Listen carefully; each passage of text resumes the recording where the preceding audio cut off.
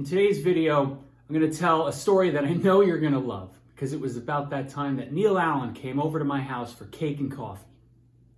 So now, I don't know if I probably mentioned on this channel before, right? I am from Long Island. My family is Italian, and whenever people would, stop by, right, or come by after a party of some sort, it was always come over for cake and coffee. Cake and coffee. So back in, I think it was 1982, right? My mom started to get back into teaching after being a stay-at-home mom for like 10 years or so. And the first job that she had was at a nursery school in, I think in Syosset, right, my hometown. And one of the kids in the school happened to be Neil Allen's daughter, I believe. He'll have to fact check me on that when I get his number somehow and call him to apologize. So somehow my mom convinced him to come over and say hi to us. And so we knew about this about a week ahead of time. So what did I do? What does 12-year-old Chris do? He goes and gets every single Mets item that he could find, and he proceeds to terrorize Neil Allen as soon as he arrived. And this happened to be, I think, if I'm remembering the timing correctly, this happened to be like a month or two after he was traded to the Cardinals, basically for Keith Hernandez. I'll trade you my Neil Allen card for your Keith Hernandez. Throw in your Rick Owens. Hey, how you guys doing? I wouldn't make that trade. Those are some pretty awesome numbers. You better think twice about that.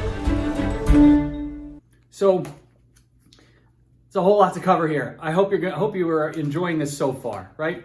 So Neil Allen came up, I think it was in 1980, like a house of fire. Young guy, really distinct pitching motion, and immediately became like the Mets closer, right? So here's his. I'm gonna weave some highlights in here, but this was his. He had a really distinct pitching style, saving games, right? And he was a young guy, good-looking dude, and he was very personable too. So when you saw him in interviews, you liked hearing what he had to say. So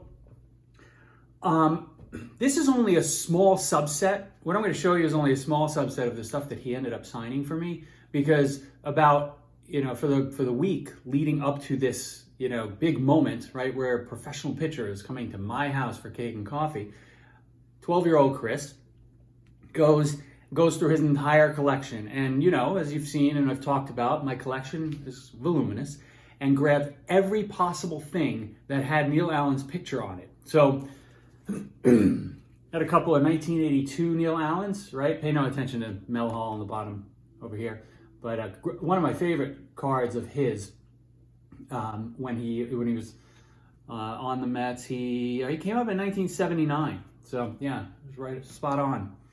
Here's a nice picture from the Cardinals. Your friend, Neil Allen. I mean, come on. This is like the 12-year-old living a dream. And actually, when he was, he gave us a couple of, we had some Cardinal hats too. And we got, if this couldn't get any better, right? We were like his guests at a game, and we sat behind the plate, right? And in our Cardinal hats at the time. Now, when he got traded to the Cardinals, I think he threw like an amazing 8-inning shutout during his first start with the Cards. But needless to say, the trade worked out better for the Mets in the end.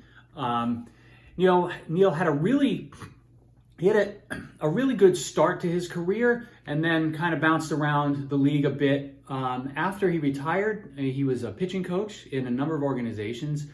He reconnected with Joe Torre. He was in the Yankee system for a while, and I believe he's officially retired now. So, it was just an amazing time, and he was the nicest guy like ever to like sit there with a pile of like 50 cards and a bunch of posters and programs, just signing every one of these things. I think of that now and I'm just like, good God, I'm a little embarrassed. One day I will meet Neil again or have him call me. I'm actually going to put my phone number here. Maybe he'll stumble upon this video and give me a call one day so I can properly apologize for putting him through that during what was probably a lovely Sunday afternoon, probably even an off day for him during the 162 game season. But again, always a soft spot in my heart for Neil Allen, even though he was on the Mets and I wasn't a huge Met fan growing up. And really, when you think about good dudes and the impact that the behavior may have on you as a kid, this was one of those instances where he did not have to do any of this, much less sign like 50 pieces of memorabilia, but he did it with a smile, and I'll always be thankful for that experience. I hope you've enjoyed the story, and I'll talk to you again soon.